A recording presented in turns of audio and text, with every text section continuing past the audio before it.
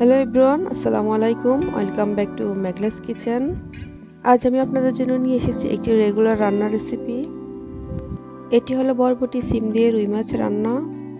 রেসিপিটি কম বেশি আমরা সবাই জানি, তারপরেও যারা নতুন রাঁধুনি, আশা করি ভিডিওটি তাদের অবশ্যই হেল্প হবে। ভিডিওটি ভালো লাগলে একটা লাইক দিয়ে যাবেন। আশা করি ভিডিওটি ধৈর্য ধরে শেষ পর্যন্ত দেখবেন। চলেন তাহলে আমরা রান্নাটি স্টার্ট করি। এখানে আমি নিয়ে নিয়েছি রুই মাছ। মাছগুলোকে আমি সুন্দরভাবে কেটে ধুয়ে নিয়েছি।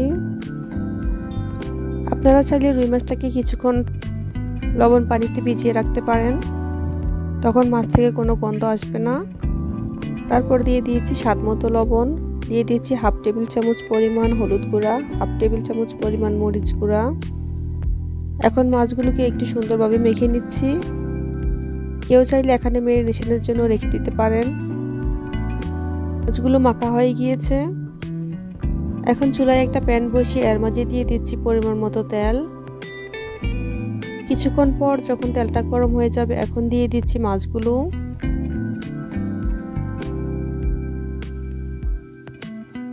প্রত্যেকটি মাছ দেওয়া হয়ে গিয়েছে। এখন আমি মাছের একটা পাশ ভেজে নিব 5 থেকে 6 মিনিট করে। এখানে চুলার আঁচটাকে অবশ্যই মিডিয়াম হিট করে দিতে হবে, হাই হিটে দিলে মাছগুলো পুড়ে যাওয়ার সম্ভাবনা থেকে যায়। 5 থেকে 6 মিনিট পর আমি মাছগুলোকে উল্টিয়ে নিচ্ছি। এখন আমি আরো 5 থেকে 6 মিনিট মাছগুলোকে ভেজে নিব।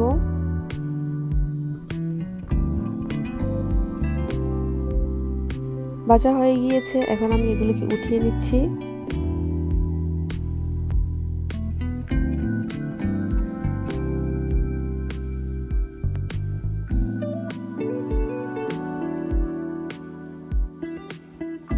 উঠানো হয়ে গেলে আমি আরেকটা প্যান বসিয়ে দিচ্ছি চুলায়। তারপর বেঁচে যাওয়া কিছুটা অয়েল আমি এর মাঝে দিয়ে দিচ্ছি।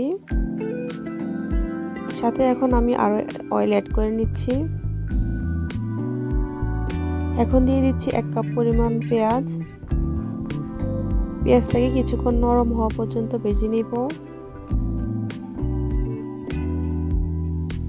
হালকা একটা সোনালী কালার চলে এসেছে। এখন আমি গুঁড়ো মশলাগুলো দেব, যার কারণে দিয়ে দিয়েছি কিছুটা পরিমাণ পানি। দিয়ে দিচ্ছি 1 চা চামচ পরিমাণ হলুদ গুঁড়া, 1 চা চামচ পরিমাণ মরিচ গুঁড়া, দিয়ে দিচ্ছি স্বাদ মতো লবণ। এখন আরো সাথে অ্যাড করে নিচ্ছি 1 চা চামচ পরিমাণ ধনিয়া গুঁড়া,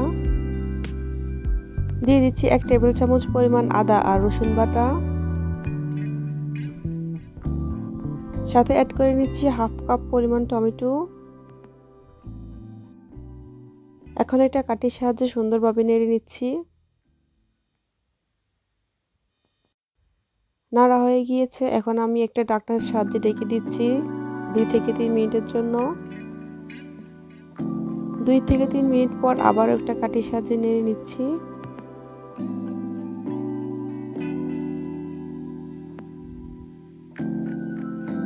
আরও 1-2 মিনিট কষিয়ে এখন আমি দিয়ে দিচ্ছি বরবটি সিমটাকে আমি সুন্দরভাবে ক্লিন করে নিয়েছি।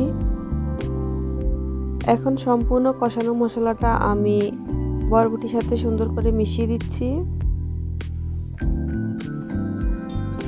মেশানো হয়ে গেলে এখন আমি এটাকে ঢেকে রান্না করব। ঢেকে দিচ্ছি 5 থেকে 6 মিনিটের জন্য।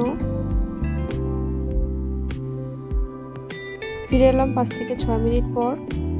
এখন আবার একটা কাঠির সাহায্যে নেড়ে নিচ্ছি। ভালোভাবে নাড়া হয়ে গিয়েছে। এখন আমি এটাকে আবার ঢেকে দেব 2 থেকে 3 মিনিটের জন্য।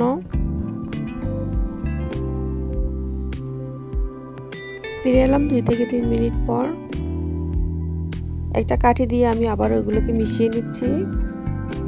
কিছুক্ষণ মেশানো হয়ে গেলে এখন আমি দিয়ে দেব পানি। পানির পরিমাণটা ডিপেন্ড করে আপনারা কতটুকু ঝোল রাখবেন, সেই পরিমাণে পানি দিয়ে দিতে হবে। আমি এখানে প্রায় 3 কাপ পরিমাণ পানি দিয়েছি। পানিটা দেওয়া হয়ে গেলে একটু ভালোভাবে মিশিয়ে নিচ্ছি।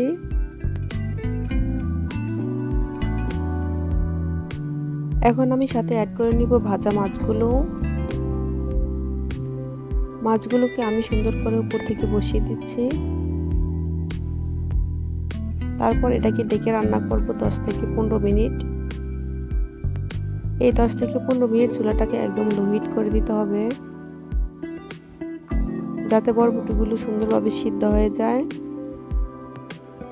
এখন একটা কাঠির সাহায্যে মাছগুলোকেও আমি উল্টিয়ে নিচ্ছি। মাছগুলো উল্টানো হয়ে গিয়েছে। এখন আমি অ্যাড করে নিচ্ছি কিছু পরিমাণ কাঁচা মরিচ। মরিচগুলোকে আমি কেটে দিয়েছি, আপনারা চাইলে আস্ত ইউজ করতে পারেন। তারপর ঢেকে রাখলাম আরো 2 থেকে 3 মিনিট। এখন আমি দিয়ে দিচ্ছি ফ্রেশ ধনিয়া পাতা।